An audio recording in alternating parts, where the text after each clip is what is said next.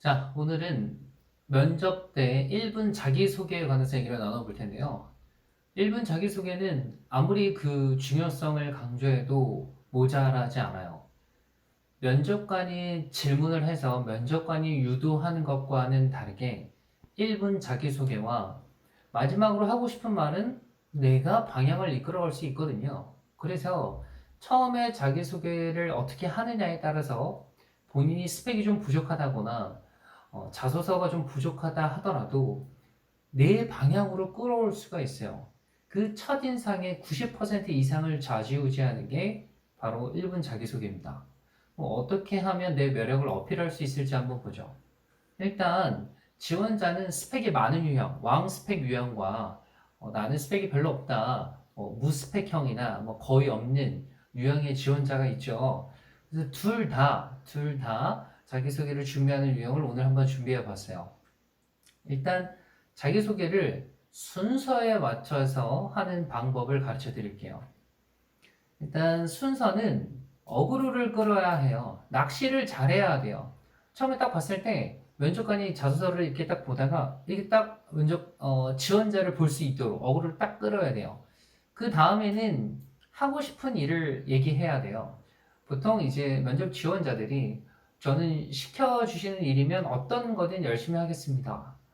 좋아하는 면접관이 1도 없어요. 누구든 같은 마음이거든요. 그것보다 내가 어떤 일을, 어떤 직무를 자세히 알고서 이 일을 하고 싶습니다 라고 말하는 게 명확히 우리 회사와 직무를 알고 왔구나 하는 느낌이 들어요. 그 다음 하고 싶은 일을 말했다면 거기에 맞는 역량이 나한테 있고 그 증거는 뭐입니다 라고 얘기를 해야겠죠. 그리고 마지막에는 입사 포부를 밝히면서 마무리를 지으면 되는 겁니다. 바로 예시를 볼게요. 자, 먼저 왕스펙형의 경우에요. 자, 어그로 끌기는 755일 13시간 인턴 MC 경력이 있다. 자, 시간으로 어그로를 끌었죠. 시간으로 끄는 건 아주 좋은 방법이에요. 일단 객관적이잖아요. 그리고 수치를 쓰면 신뢰도가 올라간다 그랬죠. 그리고 하고 싶은 일은 JTBC에서 스포츠 아나운서를 하고 싶다. 그래서 내 역량은 인터뷰 능력과 진행 능력이 있는데 리포트 경험을 했고 지역방송국 보조 MC를 하면서 이런 능력을 키워왔다. 그리고 마지막 입사 부분이 해외의 K스포츠를 알고 국내 넘버원 MC가 되고 싶다라고 포부를 밝혔네요. 자, 요거를 토대로 1분 자기소개서를 작성을 해보죠. 안녕하십니까. 755일 13시간 인턴 MC 경력의 김동원입니다. 이곳 JTBC의 스포츠 아나운서가 되고 싶어 지원을 했습니다. 아버지 근무처가 스페인이었던 까닭에 중고등 시절을 스페인에서 축구 경기와 함께 보냈습니다. 흥미만큼 실력이 모자라 경기를 뛰지 못한 아쉬움을 고등학교 졸업 후 리포터로 활동하며 선수들을 만나는 기쁨으로 채웠습니다. 그리고 통역 아르바이트로 시작했던 지역방송국 보조 MC를 2년 넘게 진행하며 현장 감각을 기르기도 했습니다. 코로나19로 한국 스포츠가 더 주목받고 있는 요즘 해외에는 우리 한국만의 독특한 스포츠 문화와 세계적인 촬영 기법으로 중무장한 K스포츠를 널리 알리고 국내에선 누구보다 생동감 넘치게 현지 분위기를 실제 경기보다 재밌게 전달할 수 있는 아나운서가 되겠습니다. 감사합니다. 자, 이번에는 질문을 한번 뽑아볼게요. 자기소개서를 잘 준비했다고 해서 그걸로 끝나는 게 아니에요. 좋은 자기소개가 나오면 거기에 해당하는 질문들도 또 달라지거든요. 그 질문 대비까지 완벽하게 해야 자기소개 준비를 완벽하게 한 거예요. 여기서 한번 뽑아볼게요. 자, 첫 번째는 자, 아버지 근무처가 스페인이었어요? 그러면 아버지의 직업이 뭐였죠? 이런 질문이 나올 수 있죠. 그리고 축구 경기와 함께 보냈습니다 하면 다른 경험 말고 축구에 집중했던 이유가 있을까요? 물어볼 수 있죠. 또 선수들을 만나는 기쁨으로 채웠습니다. 그러면 면접관들이 대부분 나이대가 있는 남자들이기 때문에 이런 질문이 나올 수도 있어요. 만났던 선수 중에 혹시 우리가 아는 선수도 있을까요? 또는 만났던 선수 중에 기억에 남는 선수가 혹시 있을까요? 이런 질문을 물어볼 수가 있어요. 지역방송국 보조 MC를 2년 넘게 진행하며 자, 그럼 이런 질문이 나오겠죠. 주로 어떤 행사를 진행했나요? 기억에 남는 행사가 있을까요? 이렇게 물어볼 수 있죠. 자, 그리고 마지막 질문입니다. 실제 경기보다 재밌게 전달할 수 있는 자, 재밌게 전달한다고 했는데 본인만의 전달 노하우가 있나요? 이렇게 한번 질문을 던져볼 수 있죠. 자, 이번에는 무스펙형이에요. 스펙이 별로 없는 지원자의 경우도 준비를 한번 해봤어요. 자, 어그로를 끌어봅니다. 보험으로 200만 원을 탄 적이 있다. 하고 싶은 일은 국민건강보험공단 행정직이고 소통 능력과 문서 활용 능력이 있는 게 자기의 역량. 증거는 학교 신문사 편집부 기자활동을 했었고 교육봉사활동을 했었다. 입사 부분은 국가와 국민이 상생할 수 있도록 브릿지 역할을 하고 싶다. 라고 했네요.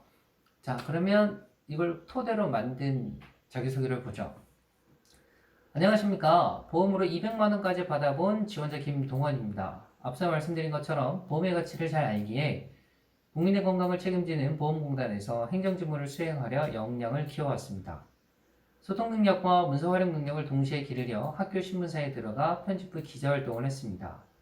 기대 이상으로 넓은 범위의 사람들을 만나며 인터뷰를 했고 사실과 논리 사이에서 생각을 글로 정리하며 많은 성장의 시간을 갖기도 했습니다.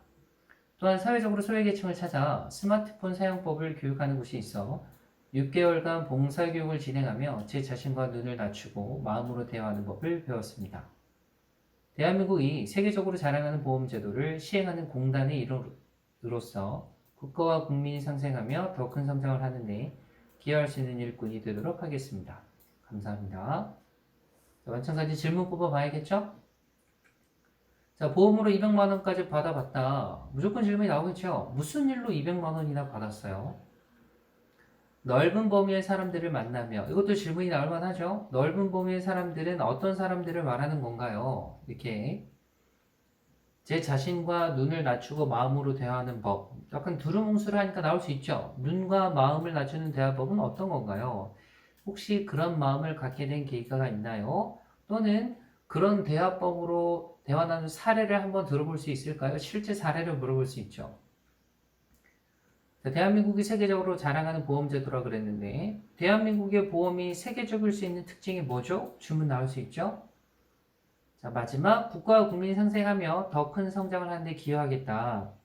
자, 여기도 약간 두루뭉술해요. 구체적인 계획이 없기 때문에 계획을 물어볼 수 있어요. 구체적으로 어떤 기여를 하겠다는 거죠? 자, 그러면 여기서 완벽하게 대답을 해버리면 자기소개를 약간 두루뭉술하게 했더라도 완벽한 점수를 보완할 수 있겠죠. 자, 이번에는 자기소개서, 그러니까 자소서를 썼잖아요. 그 자소서를 활용해서 내 1분 자기소개를 뽑아내는 그거를 한번 가르쳐 드릴게요. 그래서 자기소개서 활용편이라고 이름 지었거든요. 보죠. 순서는 똑같죠? 자, 그러면 이 어그로 끌기와 하고 싶은 일을 어디서 끌어내느냐? 여기 나왔죠? 지원 동기랑 직무 관심도에서 끌어내는 거예요. 보통 직무 관심도가 지원 동기에 들어가기 때문에 자소서에 지원 동기를 썼을 거 아니에요. 웬만한 기업은 이걸 물어보니까. 그래서 그 지원 동기에서 어그로도 뽑아보고 하고 싶은 일도 뽑아보는데 하고 싶은 일은 보통 이런 거예요. 내가 어떤 특별한 경험을 하게 됐고 거기서 모티브를 얻었는데 그 관심이 이런 직무로 발전이 됐고 여기 회사로 발전이 되었습니다를 쓰는 거죠. 예를 한번 들어볼게요. 자, 국방과학연구소 국방연구원 직무에 지원한 합격 자소서 중인데요. 자, 여기서 저는 자, 소리가 빛이다로 어그로를 끌어봤습니다. 소리가 빛이다. 빛 소리를 만들고 싶은 지원자 김동원입니다. 자, 첫 번째 이렇게 끌어냈고요. 자, 그 다음은 하고 싶은 일이겠죠. 하고 싶은 일은 2008년 영화 아이언맨에서 토니 스타크가 고주파 공격에 몸이 마비되는 것을 보고 그때부터 음파무기 LRAD에 관심을 갖고 공부를 해왔고 또 만들고 싶습니다. 라고 어떤 일을 하게 된 지원 동기와 하고 싶은 일까지 명확히 제시를 해주고 있어요. 그 다음엔 이제 역량과 증거 입사법을 얘기해야겠죠. 역량은 어디서? 나만의 강점.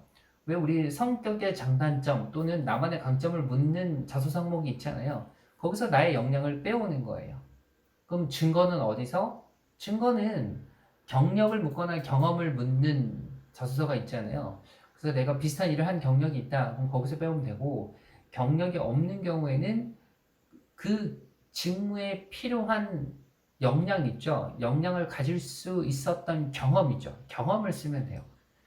그리고 마지막 입사포부는 어떻게 해요? 내가 입사포부에 쓴 거를 잘 요약해서 마무리를 지으면 되겠죠. 그래서 이것도 한번 예를 들면 이렇게 되는 거예요. 자, 아까 하고 싶은 일까지는 했으니까 역량은 음향과 파동에 관한 깊은 지식과 경험이 있다는 게 내 역량이고, 음향 시스템과 파동 관련 논문, 그리고 JD 솔루션이라는 회사에서 일했었다. 입사 부분은 가장 강력하면서도 가장 안전한 무기 개발을 하겠습니다. 라고 완료를 지었네요. 그러면 이런 글이 완성이 되겠죠. 안녕하십니까. 소리가 빛이다. 빛 소리를 만들고 싶은 지원자 김동원입니다. 2008년 영화 아이언맨에서 토니 스타크가 음파 무기에 쓰러지는 것을 보고 이후 직접 무기를 만들고 싶어 이 직무에 지원하게 되었습니다. 학생 시절 물리학 공부를 토대로 음향과 파동 관련 졸업 논문을 쓸 정도로 관련 지식을 넓히려 애썼습니다. 또한 국내 초지향 스피커 제1호 벤처기업인 JD솔루션에서 인턴 생활을 하면서 실전 감각을 키워왔습니다. 경남 거제에서 회사에서 제작한 음파 무기를 군함에 장착하여 시연하는 모습은 제 인생 최고의 기억으로 남습니다. 대학원 시절 모 교수님께서 음파 폭탄을 만들다가 운명하신 일이 있었습니다. 그때부터 제 목표는 가장 강력하면서도 가장 안전한 한국형 무기를 만드는 것입니다. 전 세계 유일한 분단 국가인 이곳에서 평화 통일 그리고 강력한 국방에 일조하는 인재가 되고 싶습니다. 감사합니다. 지금 여기에는 이렇게 경남 거제에서 시연을 했었다라는 구체적인 사례까지 나오면서 이 글의 신빙성, 발표의 신빙성을 더해주고 있어요. 여기서도 질문을 뽑아봐야겠죠. 자, 소리가 비치다. 그래서 소리가 비치다가 무슨 말이죠? 그러면 빛처럼 한 방향으로 나갈 수 있는 그 원리를 여기서 대답을 해주면 되겠죠. 그 다음에 음향과 파동 관련 졸업 논문을 썼다. 자신의 논문을 1분 정도로 요약한다면 어떤 걸까요? 궁금하잖아요. 그래서 이렇게 물어볼 수 있고, 자, 음파무기를 군함에 장착하여 시연하는 모습은, 자, 그러면 거제 회사에서 JD솔루션에서 일했어? 그럼 어떤 과정을 거쳐서 인턴이 되었죠? 그럼 어떤 방식으로 시연을 하던가요? 이런 질문이 나올 수 있겠죠. 자, 마지막으로 뭐 교수님께서 음파 폭탄을 만들다가 운명하다. 되게 특이한 케이스잖아요. 그럼 무조건 질문이 나오겠죠. 이런 일이 있었는데 무기를 만드는 것에 두려움은 없었나요? 자, 본인에게 끼친 다른 영향은 없었나요? 이런 질문들이 나올 수 있어요. 그래서